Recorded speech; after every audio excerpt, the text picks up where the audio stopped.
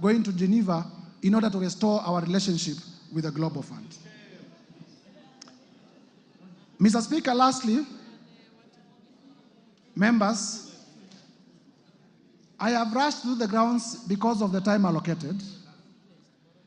I have endeavored to provide evidence that all the 11 grounds that are proposed for the impeachment of His Excellency Rigathi Gachagua are merited, and there is enough evidence. The work of this chamber is to examine whether prima facie there is a case.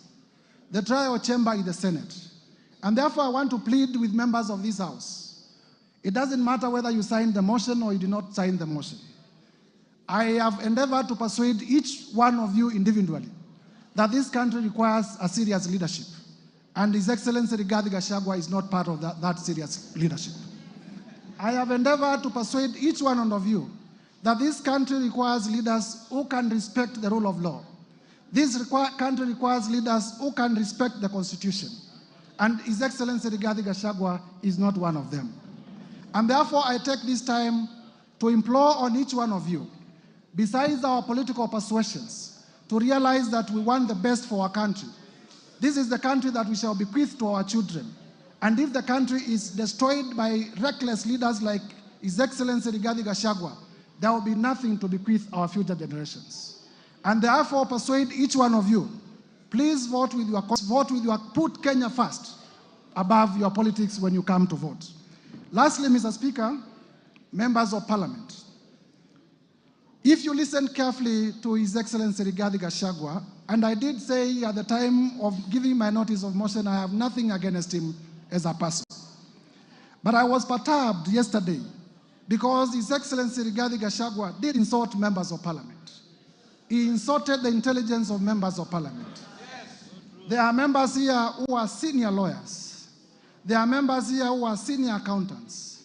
There are members here who are teachers. There are members here who are accountants.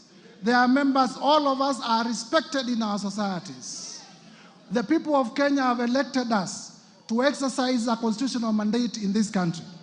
But His Excellency Rigathi Gachagua did say that most of the members of Parliament signed the motion without reading it. That is an insult to your intelligence. His Excellency Rigathi Gachagua, in the live interview yesterday, did say that Parliament is a theater of the absurd. In my training as a lawyer, he who insults the jury, he who insults the jury deserves no mercy from the jury. He who insults the jury deserves no mercy from the jury. His Excellency Rigathi Gachagua has insulted you before Kenyans. I urge you to rise up to the occasion.